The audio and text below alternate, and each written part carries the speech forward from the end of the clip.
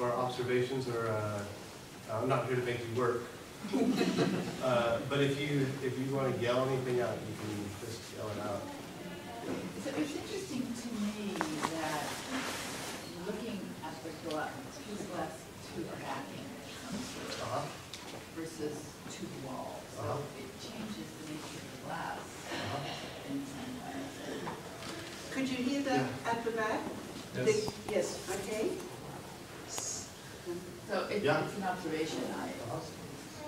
I know, because there's one consistent element no matter what picture or not picture shows up here, or construction shows up here.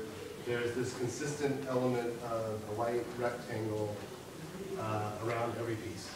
And there's glass or plexiglass in front of every single piece. And so that shouldn't be overlooked. And so here, we can spend, as much as we'd like to see something on the other side of the glass, this one is all on the glass. It's already printed, the information is there, the fingerprints are visible, the bird craft is visible. And we'll see some other images that have, in photographic, sort of represented and all over. Like right behind us, we have that piece. Any guesses what this piece is? MDF. Yes. Any other guesses? And I like to, this is probably something that's useful also. I don't feel like the person that made it so much. I feel like the guy who has to look at it now. Because the guy who makes it works at between 12 and 4 a.m. And doesn't want to talk about it.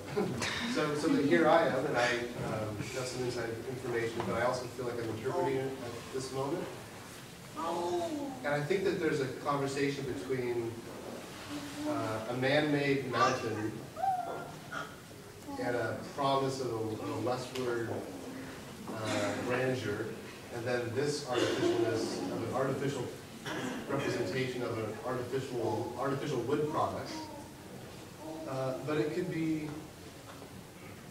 and this is just me talking about now, and you can disagree, but I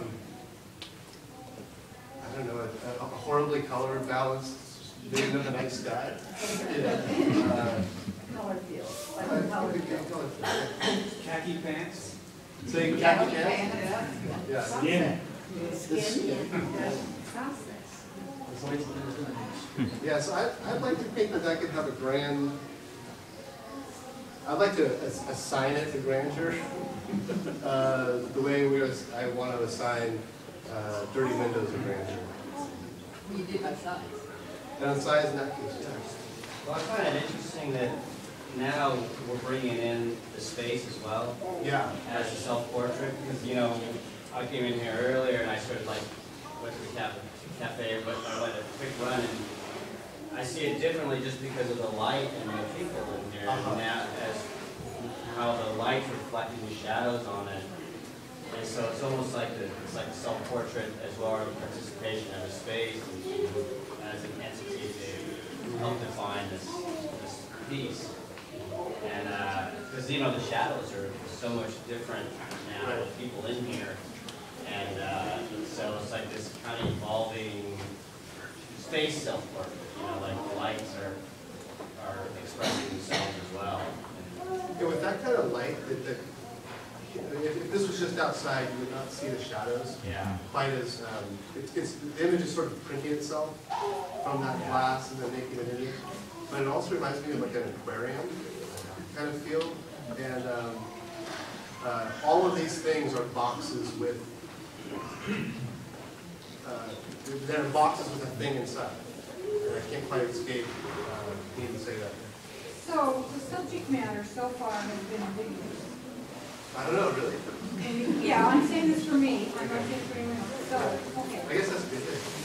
So, my mind doesn't like ambiguity. It likes order. And so now, it's making me think, and any art you look at, you get out of it and put into it. So, it makes me think about what do I feel about this and why is this here? And it makes my mind explore until I get down to what It is, because Yeah, But this is what That's Isaac, great. this That's subject, great. this is I want the perfect. subject to be, you know, and I decide what it's gonna be. Exactly, Yeah. exactly. And so you have actually pinpointed the heart of what Isaac is trying to, is offering us as a gift. And one of the things, you know, you talk about the different kinds of gifts. This is the one that he's given you. The gift that he gave to me was that I hang exhibitions in these spaces all the time. But through his work, I've been acquiring an acuity in looking. And now in the rooms, you know, you're talking about the difference in coming into the room and seeing it with a lot of people in, or just when you're on your own. The other thing is I now see everything in this room. All the scuffs on the wall that we hadn't painted out, all the lights that we should have removed.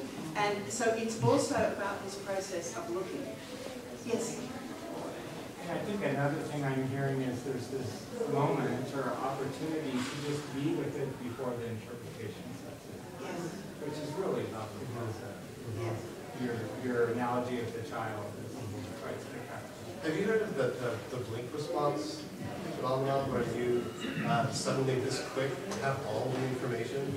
And I don't know if it's related to like a fastball comes at you and you can work out all the trigonometry or geometry and just like to do this thing. But there could be a whole lot of understanding that you get before you start thinking. You're talking about intuition.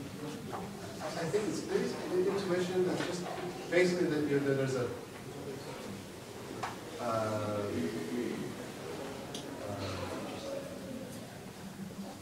you don't really need the heart. You've already got it. You are already complete. It is complete, and then it's only how you could possibly know each other if you want to. If you don't want to. I have a question. Yes.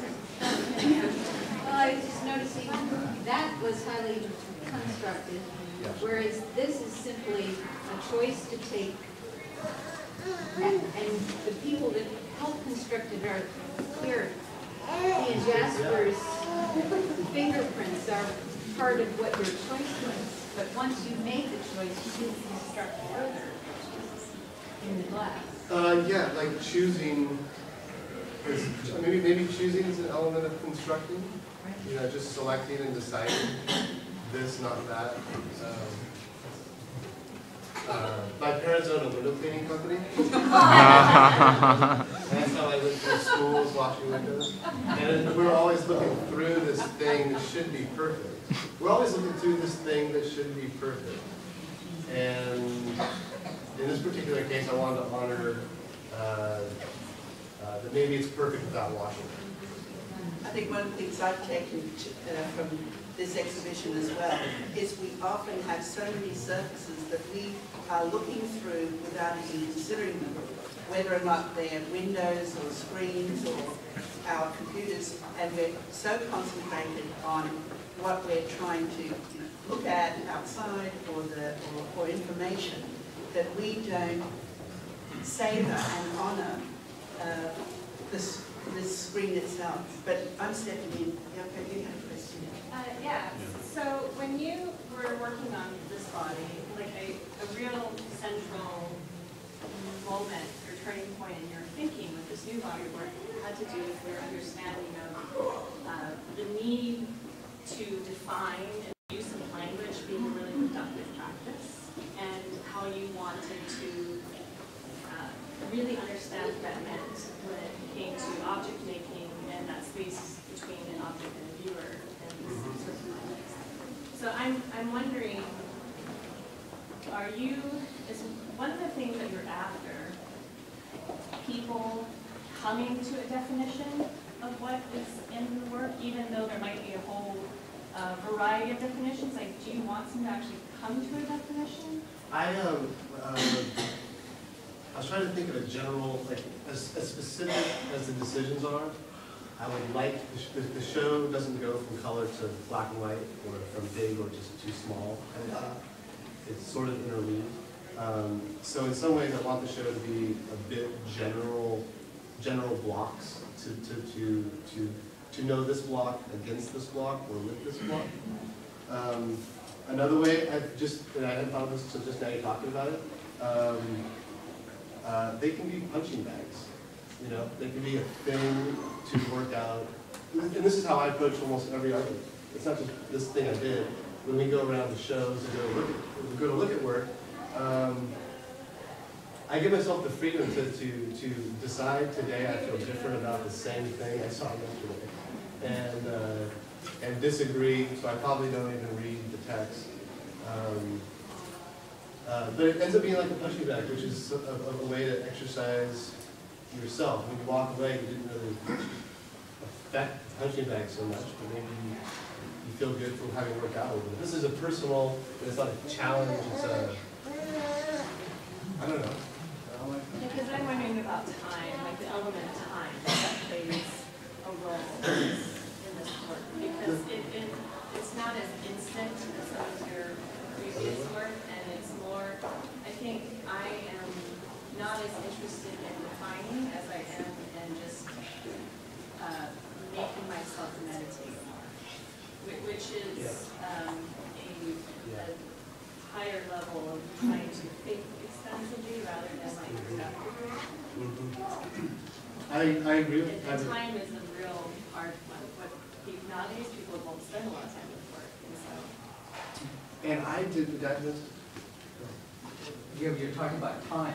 It's a piece of glass, and then the process of framing it, the decision had to be made. Are we looking at the inside piece of glass and that's the outside? Are both sides dirty? And then if I were to acquire this work, I would like to acquire it in all its shape. And now, like you, to process whatever happened in those late nights, we're now obligated to participate with that piece of glass. New fingerprints left. Do we ever clean one surface? If the pot boils and the wax and soot gets on it, do we clean it off? This is still a work in progress.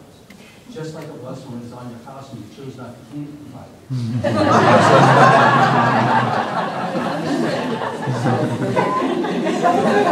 Within the spirit, it doesn't end right here.